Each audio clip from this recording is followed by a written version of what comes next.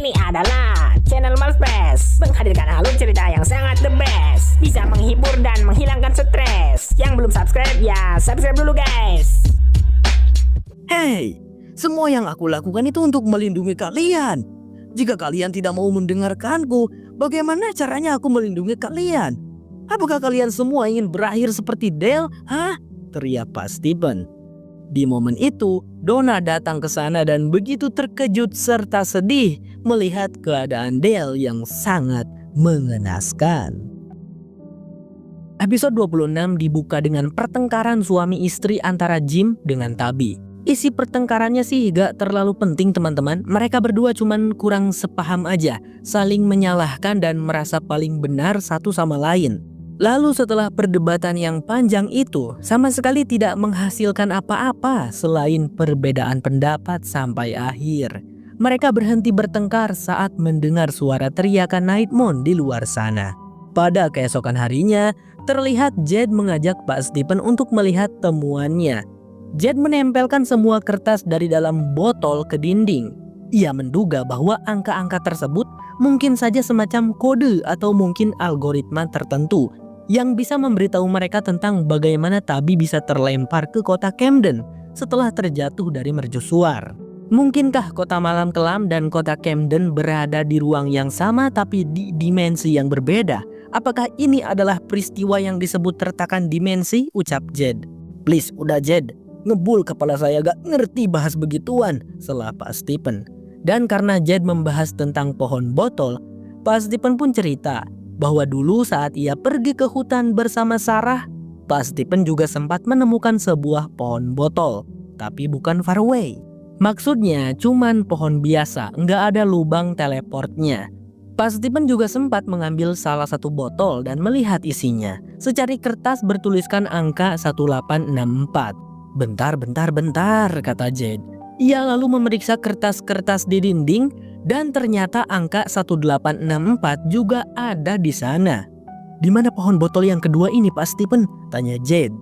Di saat yang sama di kota, Donna tampak sedang mengangkut batu-batu untuk menutupi jasadnya Dale. Tabby datang menghampiri dan mengucapkan turut berduka. Ya, meskipun Dale ini orang yang nyebelin banget, tapi Dale adalah salah satu warga rumah koloni yang sudah Donna anggap keluarga. Dan juga ada beberapa hal baik yang sudah dilakukan oleh Dale, tidak hanya buruknya saja. Tabby lalu curhat kepada Donna tentang betapa menyesalnya dirinya karena tidak bisa membantu semua orang. Tabby merasa ia telah menyia-nyiakan kesempatan saat berada di dunia nyata. Namun Donna segera membantahnya. Tabby tidak perlu merasa bersalah seperti itu. Bukan tanggung jawabnya Tabby untuk bisa menyelamatkan semua orang. Dengan adanya Tabby di sini dan masih hidup saja, Donna sudah merasa sangat bersyukur. Karena bisa saja Tabby yang berada di posisi Dale kan? Kalau saja Tabby bernasib sial. Sebelum pergi, Tabby memeluk Donna, mereka berdua saling menguatkan satu sama lain. Setelah itu Tabby pulang ke rumahnya dan mengobrol bersama dengan si bungsu Ethan. Namun tiba-tiba Tabby seperti mendengar suara seseorang di lantai atas. Siapakah gerangan? Bukankah Julie sedang jalan-jalan di luar dan Jim pergi ke pemukiman creepy untuk mengambil persediaan makanan? Dan betapa terkejutnya Tabby saat ia melihat bocil-bocil creepy ada di rumahnya mengepungnya.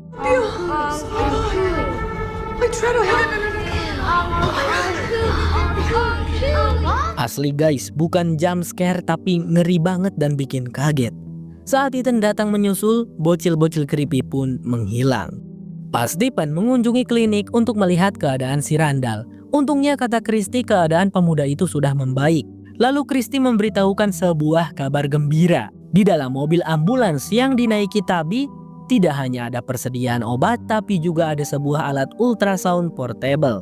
Dengan alat itu Fatima bisa melihat bayi yang ada di dalam perutnya.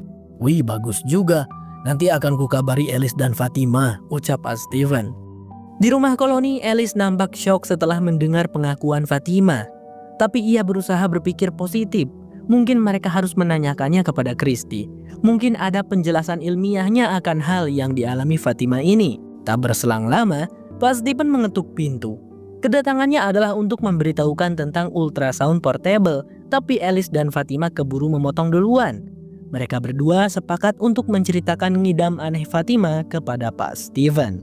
Beberapa saat kemudian setelah mendengar tentang hal tersebut, Pak Steven tampak terdiam dan tidak bisa berkata apa-apa. Ia juga jadi bingung dan khawatir. Tapi Pak Steven pun segera mengatakan tentang ultrasound portable.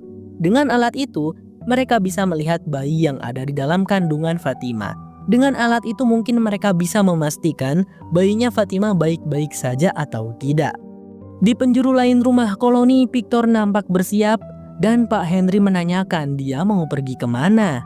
Victor pun bercerita bahwa dirinya akan pergi ke tempat yang berbahaya dan meminta ayahnya untuk jangan ikut.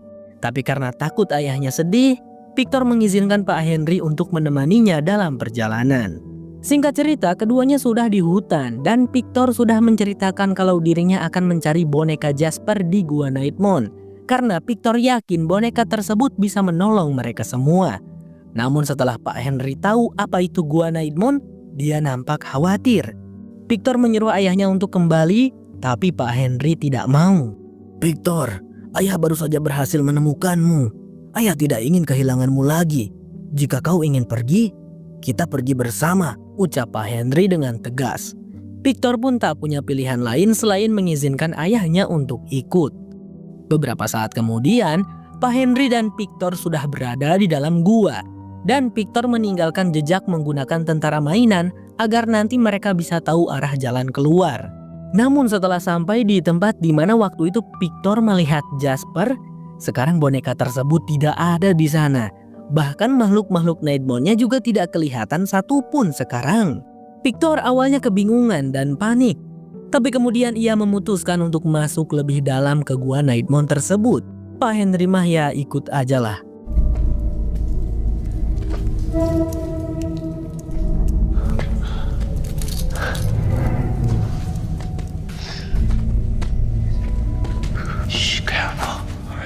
Singkat cerita, akhirnya Victor dan Pak Henry berhasil menemukan boneka Jasper beserta beberapa barang lainnya di sana yang tampak menakutkan.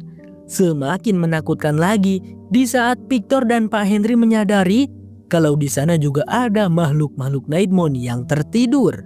Victor dengan hati-hati mengambil Jasper dan memasukkannya ke dalam tasnya. Tetapi Pak Henry malah heboh karena ia menemukan barang yang dulunya adalah milik mendiang Miranda, ibunya Victor. Tiba-tiba saja, seekor Nightmon menyapa Victor. "Hei Victor, kalau kamu sering kesini terus, kami akan memaksamu untuk tinggal di sini," ucap Nightmon itu sambil tersenyum. Dan Nightmon lain juga mulai terbangun. Seketika itu juga Victor dan Pak Henry kabur tunggang langgang. Di klinik, Randall nampak sudah siuman dan Mary di sana segera menyambut Randall serta membantunya untuk mengganti perbannya. Tapi sebelum diganti, Randall minta dipinjamkan cermin karena dirinya ingin melihat bagaimana kondisi wajahnya. Take it.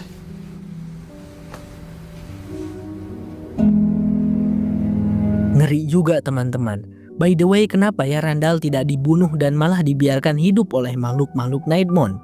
Sebelumnya, Pak Steven pernah menceritakan teorinya kepada Kenny, bahwa alasan Randall dibiarkan hidup adalah sebagai peringatan untuk warga Kota Malam Kelam, bahwa mereka semua tidak pernah aman dan selalu dalam bahaya. Singkat cerita, perbannya Randall sudah diganti. Namun saat Mary akan pergi, Randall bertanya, kenapa Mary berpura-pura baik-baik saja? Kita tahu kan kalau mereka berdua dan Julie pernah tak sadarkan diri, lalu jiwa mereka berada di dark place. Julie kelihatanlah kalau dia tidak baik-baik saja. Julie juga mengakui kalau dia sering mendengar teriakan-teriakan mengerikan di kepalanya. Kemudian Randall, dirinya selalu berhalusinasi melihat sekumpulan tonggeret yang menyerangnya. Tapi Mary, kenapa Mary seperti tidak mengalami gangguan apapun? Randall tahu Mary juga mengalaminya, hanya saja Mary pandai menyembunyikannya. Mendengar hal itu, Mary tidak mau berkomentar apa-apa. Ia hanya menawarkan agar Randall tinggal di klinik bersama dirinya dan Christy. Mungkin dengan begitu Randall akan merasa lebih baik. Sementara itu, Jed rupa-rupanya sudah berada di hutan dan sampai di pohon botol yang ditunjukkan oleh Pak Steven. Saat baru saja tiba di sana, ia disambut oleh sosok mendiang Tom. Agak kesel sebenarnya Jed terus didatangi oleh sosok Tom ini. Karena sosok Tom selalu saja seperti meledek Jed yang terlalu berambisi memecahkan misteri kota malam kelam. Tapi di situ untuk pertama kalinya Tom berkata, "Jika kau ingin mengalahkan tempat ini, Jed, kau harus sadar dan segera menelepon orang itu." What? Orang itu siapa maksudnya? Tapi sebelum bisa memberikan jawaban, sosok Tom kembali menghilang. Kembali ke kota malam kelam, terlihat Donna sudah menyelesaikan pekerjaannya menutupi jasadnya Dale ketika wanita itu dihampiri oleh Kenny. Kedatangan Kenny ke sini adalah untuk meminta izin kepada Donna agar mengizinkannya tinggal di rumah koloni. Karena sekarang Kenny hanya sendiri. Tentu saja dengan senang hati Donna mempersilahkan Kenny untuk pindah dan tinggal di rumah koloni. Sementara itu di klinik, Pak Steven, Fatima dan Alice berkunjung ke sana untuk melakukan prosedur USG pada Fatima. Tapi hal yang mengejutkan terjadi. Di saat Christy melakukan prosedur tersebut, di dalam rahimnya Fatima sama sekali tidak ada janin. Dengan usia kehamilannya sekarang, seharusnya janinnya terlihat. Meskipun masih kecil kira-kira sebesar biji egg. Hal itu membuat Fatima sangat frustasi dan semakin khawatir. Tak punya pilihan lain, mereka pun harus menceritakan tentang Fatima kepada Christy dan Mary. Lalu di rumah koloni, Elgin kelihatannya sedang sibuk mengumpulkan kolase foto. Gabut banget dia, kan gak ada kerjaan. Tapi saat ia melihat foto Fatima, ada penampakan sosok wanita creepy di sampingnya. Tapi sedetik kemudian menghilang. Ternyata wanita creepy itu muncul di samping Elgin sembari mengatakan, "Tolong aku, Elgin.